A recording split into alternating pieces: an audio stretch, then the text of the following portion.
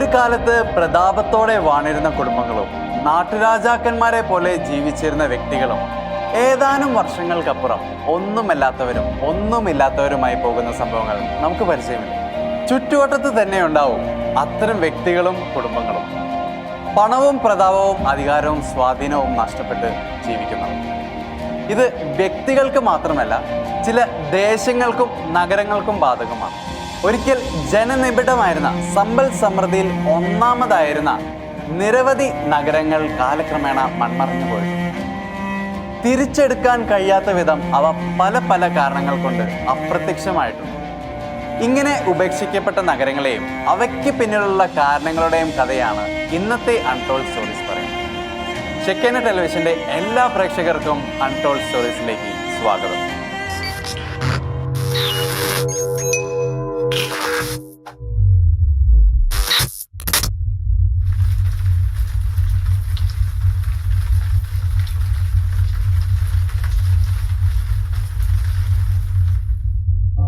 ഇരുപത്തഞ്ച് വർഷമായി വെള്ളത്തിനടിയിലായി പോയ ഒരു നഗരത്തിന്റെ കഥയിൽ നിന്ന് തന്നെ തുടങ്ങാം.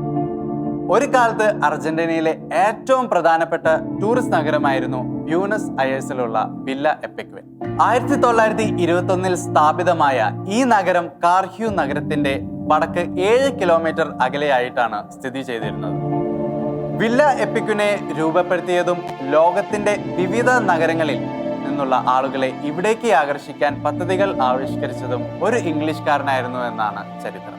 എപ്പിക്വിൻ തടാകത്തിന് ചുറ്റുമായി രൂപീകരിച്ച ഈ നഗരത്തിലേക്ക് ആളുകൾ ആകർഷിക്കപ്പെട്ടത് തടാകത്തിലെ ജലത്തിലുള്ള അത്ഭുത രോഗസിദ്ധിയെ കുറിച്ചുള്ള വിവരണങ്ങൾ കൊണ്ടായിരുന്നു.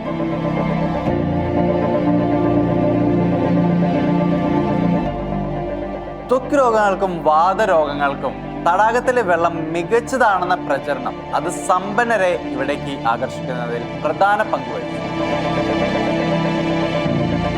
ചാവുകടലിലെ ജലവുമായിട്ടാണ് ഇവിടുത്തെ ജലം താരതമ്യം ചെയ്യപ്പെട്ടിരുന്നത്. വൻകിട ഹോട്ടലുകൾ, ലോഡ്ജുകൾ, ഗസ്റ്റ് ഹൗസുകൾ, ഇങ്ങനെ നിരവധി കെട്ടിട സമുച്ചയങ്ങളും ഇതോടനുബന്ധിച്ച ബിസിനസ്സുകളും വളരെ പെട്ടെന്ന് ഉയർന്നു വരികയും അവ നഗരത്തിന്റെ സാമ്പത്തിക വർധനവിന് പ്രധാന കാരണങ്ങളുമായി മാറുകയും ചെയ്തു. 300ഓളം ബിസിനസ്സുകളാണ് ഇതിന്റെ പ്രതാപകാലത്ത് ഇവിടെ ഉണ്ടായിരുന്നത്. നവംബർ മുതൽ മാർച്ച് വരെയായിരുന്നു കൂടുതലും വിനോദസഞ്ചാരികൾ എത്തിച്ചേർന്നിരുന്നത്. 5000ഓളം ടൂറിസ്റ്റുകളാണ് ഈ സമയങ്ങളിൽ ഇവിടെ എത്തിയിരുന്നത്.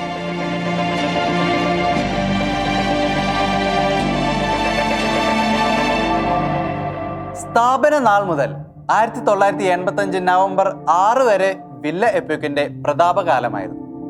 പക്ഷെ നവംബർ 6-നുണ്ടായ ഒരു ദുരന്തം ഈ നഗരത്തിന്റെ വിധി മാറ്റി എഴുതി. അപൂർവമായ ഒരു കാലാവസ്ഥ വ്യതിയാനം അതുമൂലമുണ്ടായ സീഷയായിരുന്നു വില്ല എപ്പിക്വിന്റെ തകർച്ചയ്ക്ക് കാരണം. അടഞ്ഞതോ ഭാഗികമായി അടച്ചതോ ആയ ജലാശയത്തിൽ നിൽക്കുന്ന തരംഗമാണ് സീഷെ. തടാകങ്ങൾ, ജലസംഭരണികൾ, നീന്തൽക്കുളങ്ങൾ, കടൽ തീരങ്ങൾ, തുറമുഖങ്ങൾ, കടലുകൾ എന്നിവയുമായി ബന്ധപ്പെട്ടാണ് സീഷെ രൂപപ്പെടുന്നത്. കാലാവസ്ഥാ വ്യതിയാനത്തിന്റെ ഫലമായി സീഷെ ഈ നഗരത്തിന്റെ സമീപത്തുള്ള അണക്കെട്ട് തകർത്തു. സീഷയുടെ ഫലമായി അണക്കെട്ട് തകർന്നതോടെ വില്ല എപ്പിക്വിനിലേക്ക് വെള്ളം ഇരച്ചെത്തി. അനിയന്ത്രിതമായ ജലപ്രവാഹത്തെ പിടിച്ചു നിർത്താനോ മറ്റൊരു ദിശയിലേക്ക് മാറ്റിവിടാനോ കഴിയാത്ത വിധം ശാസ്ത്രവും സാങ്കേതിക വിദ്യകളും നിസ്സഹായമായി. വീടും വ്യാപാര സ്ഥാപനങ്ങളും വെള്ളത്താൽ മൂടപ്പെട്ടു. ആളുകൾക്ക് നഗരം വിട്ടോടി പോകേണ്ടി വന്നു. ഏതാനും ദിവസം കഴിയുമ്പോൾ ജീവിതം സാധാരണ നിലയിലാകുമെന്ന് കരുതിയെങ്കിലും സംഭവിച്ചത് നേർവിപരീതമായിരുന്നു. ദിവസങ്ങളോ ആഴ്ചകളോ കഴിഞ്ഞിട്ടും വെള്ളം ഇറങ്ങിയില്ല. 25 വർഷമാണ് നഗരത്തെ മൂടി വെള്ളം പരന്നു കിടന്നത്. അപ്പോഴേക്കും നഗരം വെളുത്തതും ചാരനിറത്തിലുള്ളതുമായ ഉപ്പുപാളികളാൽ മൂടപ്പെട്ടു കഴിഞ്ഞിരുന്നു.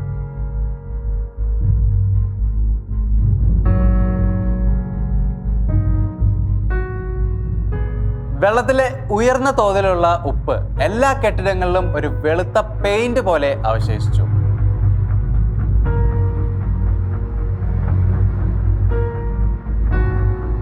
നഗരത്തിലെ എല്ലാ കെട്ടിടങ്ങളും വെള്ള നിറം പൂശിയതുപോലെ കാണപ്പെട്ടു. ഒരിക്കൽ ആളും ബഹളവും സന്തോഷവും ഉല്ലാസവും നിറഞ്ഞിരുന്ന നഗരം ശ്മശാന തുല്യമായി. അർജന്റീനയുടെ പ്രേത നഗരം എന്നാണ് ഇവിടം ഇന്ന് അറിയപ്പെടുന്നത്.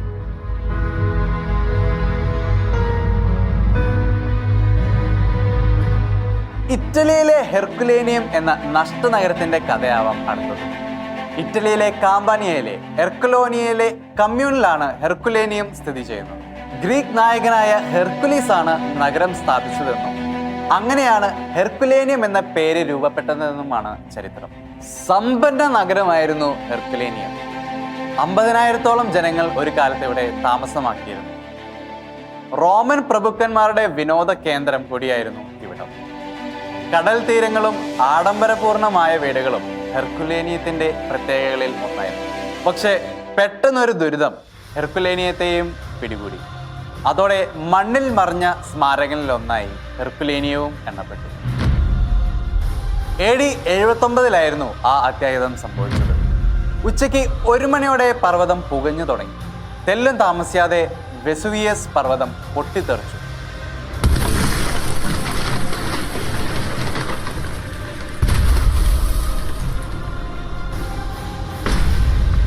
ആയിരക്കണക്കിന് മീറ്ററുകളോളം അഗ്നിപർവ്വത പദാർത്ഥങ്ങൾ ആകാശത്തേക്ക് തീ തുപ്പി തുടങ്ങി. ഹെർക്കുലേനിയം 66 അടി താഴ്ചയിലേക്ക് മൂടപ്പെട്ടു.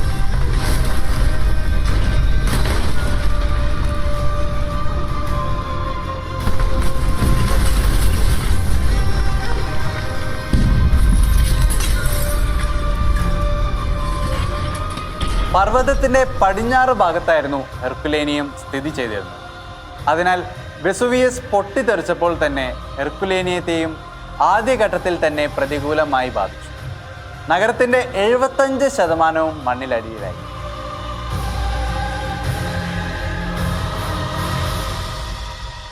ചാരുമൂടിയും ശ്വാസം മുട്ടിയും പർവ്വത സ്ഫോടനത്തിന്റെ ഫലമായിട്ടുണ്ടായ ചൂടേറ്റും ആളുകൾ മരിച്ചു വീണു. എങ്കിലും ഭൂരിപക്ഷം ആളുകളും നേപ്പിൾസിലേക്ക് ഓടി രക്ഷപ്പെടുകയാണ് ചെയ്തത്. പക്ഷേ മടക്കയാത്ര ഇല്ലാത്ത ഒരു ഓട്ടമായിരുന്നു അവർ നടത്തിയത്. അതോടെ ഒരു സംസ്കാരം തന്നെ മൺമറഞ്ഞു പോകുകയായിരുന്നു.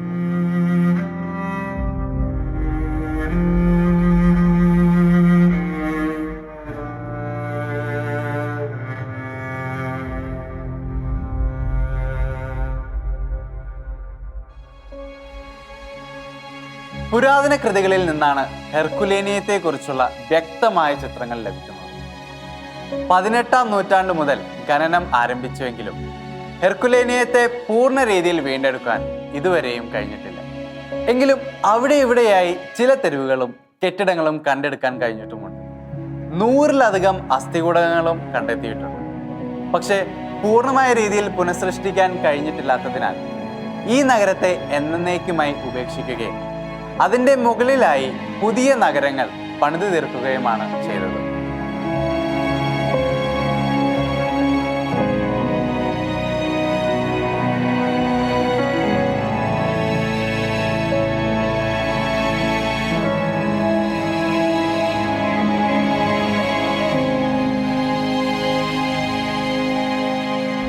ഹെർക്കുലേനിയത്തിന്റെ പൊള്ളുന്ന ഈ കഥ കേട്ട് കഴിഞ്ഞ സ്ഥിതിക്ക് ഇനി മറ്റൊരു നീറുന്ന കഥയാവാം. യുദ്ധതരംഗങ്ങളാൽ വിഷമയവും വിലാപഭരിതവുമായിരിക്കുന്ന ഇന്നത്തെ യുക്രൈനിലുമുണ്ട് ഒരു പ്രേത നഗരം. പ്രിപ്യാറ്റ് എന്നാണ് ആ നഗരത്തിന്റെ പേര്. വടക്കൻ യുക്രൈനിലാണ് പ്രിപ്യാറ്റ് സ്ഥിതി ചെയ്യുന്നത്. പ്രിപ്യാറ്റ് നദിക്കരയിൽ സ്ഥിതി ചെയ്യുന്നതിനാലാണ് നദിയുടെ പേര് തന്നെ നഗരത്തിനും നൽകിയത്.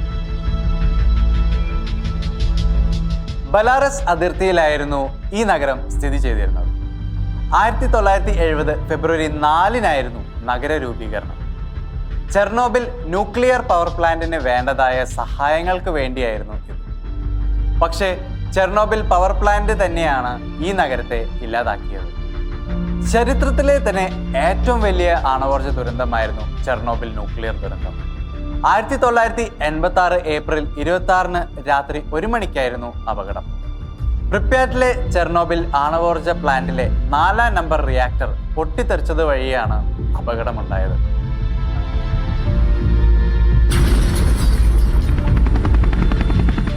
റിയാക്ടറിന്റെ രൂപകൽപ്പനയിലെ പാളിച്ചകളും ഓപ്പറേറ്റർമാരുടെ കൈപ്പിഴകളുമാണ് ദുരന്തത്തിലേക്ക് വഴിതെളിച്ചത്. നീരാവിയുടെ അതിസമ്മർദ്ദം താങ്ങാനാവാതെ ആദ്യ റിയാക്ടർ കോർ പൊട്ടിത്തെറിക്കുകയും ഉന്നത ഊഷ്മാവിൽ രൂപപ്പെടുന്ന ഹൈഡ്രജൻ തീപിടിച്ച് രണ്ടാമത്തെ റിയാക്ടറും പൊട്ടിത്തെറിക്കുകയും ചെയ്തു. റേഡിയോ ആക്റ്റീവ് പദാർത്ഥങ്ങൾ കൊണ്ട് പ്രിപ്യാറ്റ് നഗരം മലിനമായി. ആളുകളെ അടിയന്തരമായി ഒഴിപ്പിക്കേണ്ട അവസ്ഥ സംജാതമായി. 50,000-ഓളം ആളുകളായിരുന്നു ചെർണോബിൽ ദുരന്തം വരെ ഈ നഗരത്തിൽ ജീവിച്ചിരുന്നത്. പക്ഷേ ദുരന്തം കഴിഞ്ഞതോടെ നഗരം വിജനമായി. 15 പ്രൈമറി സ്കൂളുകളും വലിയ ഹോസ്പിറ്റലും 10 ജിംനേഷ്യങ്ങളും ഫാക്ടറികളും അമ്യൂസ്മെന്റ് പാർക്കുകളുമൊക്കെ അന്ന് വരെ ഇവിടെ ഉണ്ടായിരുന്നു. എന്നാൽ അപ്രതീക്ഷിതമായ ഒരു നിമിഷത്തിന്റെ മധ്യത്തിൽ അവയെല്ലാം തുടച്ചു നീക്കപ്പെട്ടു. ചെർണോബിൽ റേഡിയോ ആക്റ്റീവ് ഇന്നും സജീവമായതിനാൽ ഇനി ഇവിടെ മനുഷ്യവാസം അസാധ്യമായിരിക്കുകയാണ്. മനുഷ്യനും മൃഗങ്ങളുമില്ലാത്ത വിജന നഗരം. എങ്കിലും 2020 ഫെബ്രുവരി 4 നഗരസ്ഥാപനത്തിന്റെ 50-ാം വാർഷിക ദിനത്തിൽ പഴയ സ്മരണകളുമായി ഒരു പറ്റം പ്രിപ്യാറ്റുകൾ ഇവിടെ ഒരുമിച്ചു കൂടിയിരുന്നു.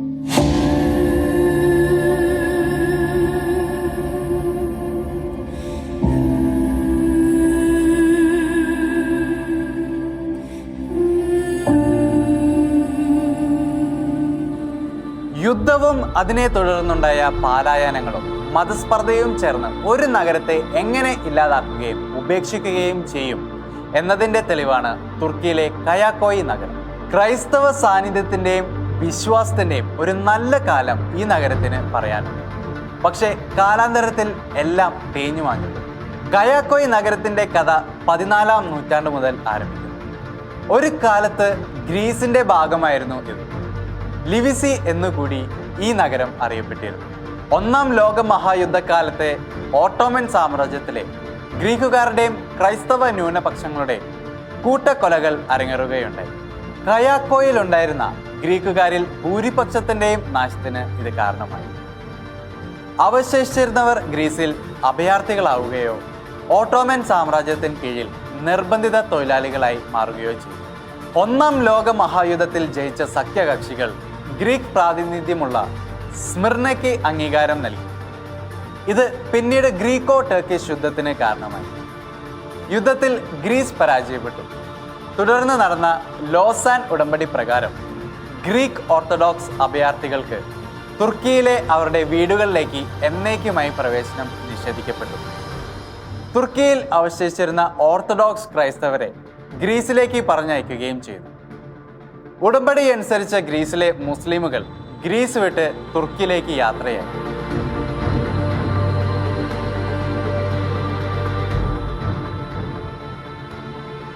തുർക്കിയിൽ നിന്നെത്തിയ മുസ്ലിമുകൾ പക്ഷേ ഗ്രീക്ക് ക്രൈസ്തവ നഗരമായിരുന്ന കയാക്കോയിൽ സ്ഥിരതാമസമാക്കാൻ ആഗ്രഹിച്ചില്ല. നിരവധി ഗ്രീക്ക് ക്രൈസ്തവർ കൊല്ലപ്പെട്ടതുകൊണ്ടുള്ള അപഖ്യാതികളെ തുടർന്നായിരുന്നു ഇത്. ക്രമേണ ഈ നഗരം ആൾപ്പാർപ്പില്ലാതായി തീരുകയായിരുന്നു. ഇന്ന് ഈ നഗരം ഒരു മ്യൂസിയമായിട്ടാണ് സംരക്ഷിച്ചു പോരുന്നത്. ഗ്രീക്ക് ശൈലിയിലുള്ള വീടുകളും ദേവാലയങ്ങളും മാത്രമാണ് ഇവിടെയുള്ളത്. വല്ലപ്പോഴും എത്തുന്ന വിനോദസഞ്ചാരികളെ മാത്രമേ ഇവിടെ കാണാനുള്ളൂ. 1957 ഭൂകമ്പത്തിൽ അവശേഷിച്ചിരുന്ന കെട്ടിടങ്ങൾ കൂടി തകർന്നു വീണു.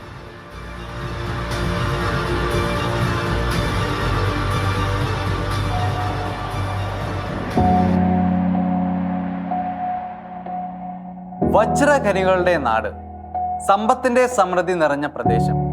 ഒരിക്കൽ എല്ലാവരും അവിടെ എത്തിച്ചേരാനും അതിൻ്റെ ഭാഗമായി മാറാനും ആഗ്രഹിച്ചു.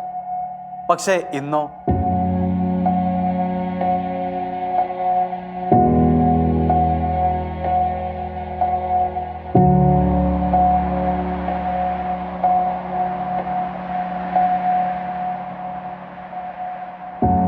സൗത്തേൺ നമീബിയയിലുള്ള കോൾമാൻസ്കോപ്പിന്റെ കഥയാണ് പറഞ്ഞു വരുന്നത്. 1908 ഏപ്രിൽ 14 സക്കറിയാസ് ലെവാല എന്ന റെയിൽവേ ജോലിക്കാരൻ മരുഭൂമിയിൽ വെച്ച് ഒരു ഡയമണ്ട് കണ്ടെത്തിയതോടെയാണ് കോൾമാൻസ്കോപ്പിന്റെ കഥ ആരംഭിക്കുന്നത്. സക്കറിയാസിന് പക്ഷേ അത് വജ്രമാണെന്ന് മനസ്സിലായിരുന്നില്ല. അതുകൊണ്ട് അദ്ദേഹം തൻ്റെ മേലുദ്യോഗസ്ഥനും ജർമ്മൻകാരനുമായ ഓഗസ്റ്റ് ടൗച്ചിനെ ഇത് കാണിച്ചു. കയ്യിലുള്ളത് വജ്രമാണെന്നും അത് കിട്ടിയ പ്രദേശം ഒരു ഖനിയാണെന്നും മനസ്സിലാക്കാൻ ഓഗസ്റ്റ് ടൗച്ചിന് തെല്ലും ബുദ്ധിമുട്ടുണ്ടായില്ല. ജർമ്മൻ തൊഴിലാളികളുമായി വന്ന് ഖനനം ആരംഭിക്കുകയാണ് അദ്ദേഹം ചെയ്തത്. ഖനനത്തിലൂടെ ആ പ്രദേശത്തിന്റെ മുഖച്ഛായ തന്നെ മാറുകയായിരുന്നു. ജർമ്മൻ വാസ്തുവിദ്യ ശൈലിയിലുള്ള അനേകം കെട്ടിടങ്ങൾ ഉയർന്നു പൊങ്ങി. ആശുപത്രികളും സ്കൂളുകളും തിയേറ്ററുകളും സ്പോർട്സ് ഹാളും എല്ലാം അതിലുണ്ടായിരുന്നു. എന്നാൽ ദീർഘകാലം ഈ പ്രതാപത്തിൽ തുടരാൻ കോൾമാൻസ്കോപ്പിന് കഴിഞ്ഞില്ല. ഒന്നാം ലോക മഹായുദ്ധം മറ്റ് പല മേഖലകളെയും പ്രദേശങ്ങളെയും എന്നതുപോലെ ഖനി വ്യവസായത്തെയും കോൾമാൻസ്കോപ്പിനെയും പ്രതികൂലമായി ബാധിച്ചു. ഇതിനു പുറമെ അനിയന്ത്രിതമായ ഖനനം മൂലം ജനങ്ങളുടെ സ്വൈര ജീവിതവും ചോദ്യം ചെയ്യപ്പെട്ടു. ഖനി ഉടമകൾ പ്രദേശം മുഴുവൻ കൈയടക്കിയതോടെ തദ്ദേശവാസികൾക്ക് വീടും സ്വത്തും ഉപേക്ഷിച്ചു പോകേണ്ടതായി വന്നു. പരിസ്ഥിതിയെ പോലും അപകടത്തിലാക്കുന്ന വിധത്തിലായിരുന്നു ഖനനം.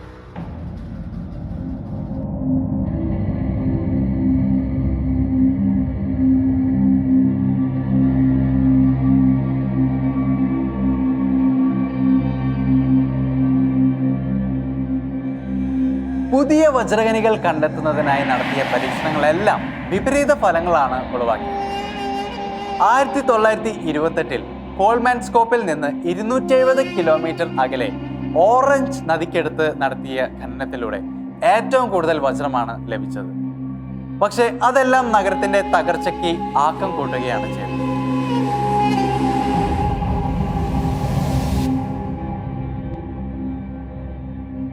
1956 കോൾമാൻസ്കോപ്പ് പൂർണ്ണമായും ഉപേക്ഷിക്കപ്പെട്ട നിലയിലായി.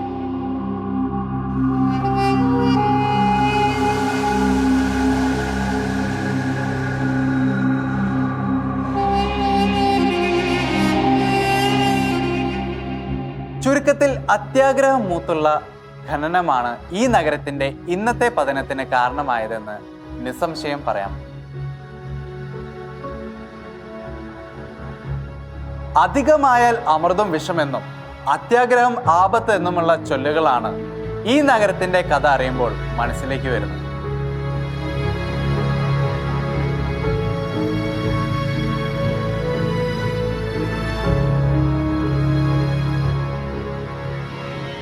അടുത്ത കഥ ജപ്പാനിലെ ഹാഷിമ ഐലൻഡിനെ കുറിച്ചാണ്.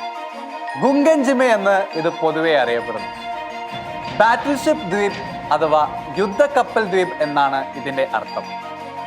നാഗസാക്കിയിൽ നിന്ന് 15 കിലോമീറ്റർ അകലെയായിട്ടാണ് ഈ ദ്വീപ്. 16 ഏക്കറോളം വിസ്തൃതിയിലാണ് ഈ ദ്വീപ് വ്യാപിച്ചു കിടക്കുന്നത്. ജപ്പാന്റെ വ്യവസായവൽക്കരണ കാലത്ത് കടലിനടിയിലെ കൽക്കരി ഖനികളുടെ പേരിൽ ഈ ദ്വീപ് പേരുകേട്ടതായിരുന്നു. ദ്വീപിൽ കൽക്കരി ആദ്യം കണ്ടെത്തിയത് 1810-ലായിരുന്നു. തുടർന്ന് മിത്സുബിഷി ഗോഷി 1890-ൽ ദ്വീപ് വാങ്ങുകയും കൽക്കരി ഖനനം ആരംഭിക്കുകയും ചെയ്തു. ജപ്പാനിലെ ആദ്യത്തെയും ഉറപ്പുള്ളതുമായ കോൺക്രീറ്റ് കെട്ടിടം നിർമ്മിക്കപ്പെട്ടത് ഈ ദ്വീപിലായിരുന്നു. 7 നിലകളിലുള്ള ആ കെട്ടിടം ഖനി തൊഴിലാളികൾക്ക് വേണ്ടിയായിരുന്നു പണിതത്.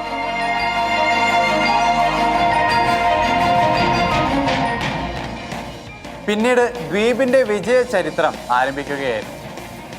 വിവിധ ഉദ്ദേശങ്ങൾക്കായി അനേകം കെട്ടിടങ്ങൾ ദ്വീപിൽ തലയുയർത്തി നിന്നു. 5000-നടുത്ത് ജനസംഖ്യയായിരുന്നു 1960-കളിൽ രേഖപ്പെടുത്തിയിരുന്നത്.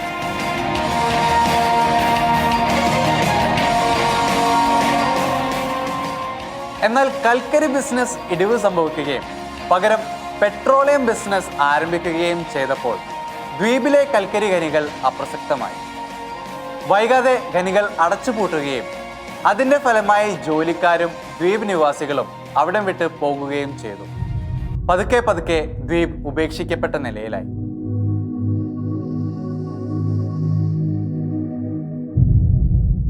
നാഗസാക്കി പ്രിഫെക്ചറിലെ ഉപേക്ഷിക്കപ്പെട്ടതും ജനവാസമില്ലാത്തതുമായ 505 ദ്വീപുകളിൽ ഒന്നാണ് ഹാഷിമ ദ്വീപ്. ജപ്പാന്റെ യുദ്ധകാലത്തെ കുറ്റകൃത്യങ്ങളുടെയും 2ാം ലോക മഹായുദ്ധകാലത്തെ നിർബന്ധിത തൊഴിലിന്റെയും ഓർമ്മകൾ ഈ ദ്വീപുകളുമായി ബന്ധപ്പെട്ട് കിടക്കുന്നവയാണ്. ലോകത്തിലെ വിചിത്രമായ 10 സ്ഥലങ്ങളിലൊന്നായി ഹാഷിമ ദ്വീപിനെ ചില മാധ്യമങ്ങൾ തിരഞ്ഞെടുത്തിട്ടുണ്ട്. യുനെസ്കോയുടെ ലോക പൈതൃക പട്ടികയിൽ ഇടം പിടിക്കാനും ഹാഷിമ ദ്വീപിന് സാധിച്ചിട്ടുണ്ട്.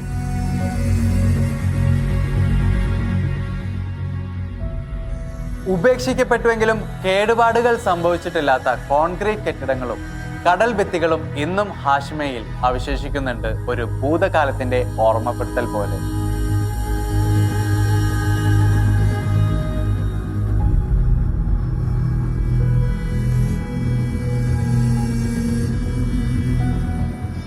ജീവൻ പിടയുന്ന നിലവിളികൾ കൊണ്ടും കത്തിത്തീർന്ന ജീവൻ കൊണ്ടും കളങ്കിതമായ ഒരു ഗ്രാമത്തിന്റെ കഥയാണ് അവസാനമായി പറയാൻ പോകുന്നത്. ഫ്രാൻസിലെ ഒറഡോർ സൂർ ഗ്ലെയിൻ എന്ന ഗ്രാമമാണ്. രണ്ടാം ലോക മഹായുദ്ധത്തിൽ നാസികളുടെ ഭീകരതകളെ കുറിച്ച് പറയുമ്പോൾ പലപ്പോഴും പരാമർശിക്കപ്പെടാതെ പോകുന്നുണ്ട് ഈ ഗ്രാമവും ഇവിടെ നടന്ന കൂട്ടക്കൊലയും. 1944 ജൂൺ 10 ജർമ്മൻ പട്ടാളം ഈ ഗ്രാമം നാമാവശേഷമാക്കി. സ്ത്രീകളെയും കുട്ടികളെയും അടക്കം 600-ലധികം പേരെ കൂട്ടക്കൊല ചെയ്തു. വെടിവെച്ച് കൊല്ലുകയോ ജീവനോടെ കത്തിക്കുകയോ ആണ് ഇവരെ ചെയ്തത്. നാസി സേന ആദ്യം ഗ്രാമീണരുടെ കാലുകൾ നോക്കി വെടിവെക്കുകയായിരുന്നു. ഓടി രക്ഷപ്പെടാൻ കഴിയാത്ത ഇത്തരമൊരു അവസ്ഥയിലാക്കിയതിന് ശേഷം അവരുടെ ദേഹത്ത് ഇന്ധനമൊഴിക്കുകയും കളപ്പുരകൾക്ക് തീ വയ്ക്കുകയും ചെയ്തു.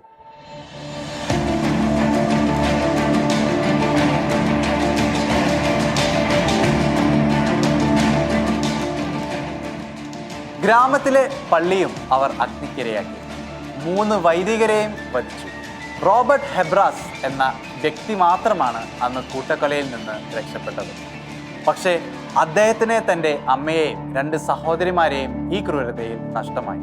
യുദ്ധാനന്തരം ഈ ഗ്രാമം ഒരിക്കലും പുനർസൃഷ്ടിക്കരുതെന്നായിരുന്നു അധികാരികളുടെ തീരുമാനം. നാസികൾ അഴിച്ചുവിട്ട കൊടുക്രൂരതയുടെ അടയാളമായി വരും കാലത്ത് ഇത് നിലനിൽക്കണം. അതുകൊണ്ട് നശിപ്പിക്കപ്പെട്ട ഈ ഗ്രാമത്തിന് സമീപത്തായി ഇതേ പേരിൽ തന്നെ ഒരു ഗ്രാമം പുനർനിർമ്മിക്കാനാണ് അധികാരികൾ തീരുമാനമെടുത്തത്. ഫ്രഞ്ച് മണ്ണിൽ നാസികൾ നടത്തിയ കൂട്ടക്കൊലയുടെ സജീവ സ്മാരകമായിട്ടാണ് ഇവിടം ഇന്ന് അറിയപ്പെടുന്നത്. വർഷം തോറും 3 ലക്ഷത്തോളം ടൂറിസ്റ്റുകൾ ഇവിടെ എത്തിച്ചേരുന്നു. നാശനഷ്ടങ്ങളുടെ അവശേഷിക്കുന്ന ഭാഗങ്ങളെങ്കിലും സംരക്ഷിക്കപ്പെടുന്നതിനായി ഗവൺമെന്റ് തലത്തിൽ വൻ തുക വർഷം തോറും ചെലവഴിക്കുന്നുമുണ്ട്. 2013 ജർമ്മൻ പ്രസിഡന്റ് ജോക്കിം ഗൗക്കും ഈ ഗ്രാമം സന്ദർശിക്കുകയുണ്ടായി. രണ്ടാം ലോക മഹായുദ്ധത്തിൽ ഫ്രഞ്ച് മണ്ണിൽ നടന്ന ഏറ്റവും വലിയ ക്രൂരതയുടെ ഒരു സ്ഥലത്ത് ഒരു ജർമ്മൻ പ്രസിഡന്റ് ആദ്യമായിട്ടായിരുന്നു സന്ദർശനം നടത്തിയത്.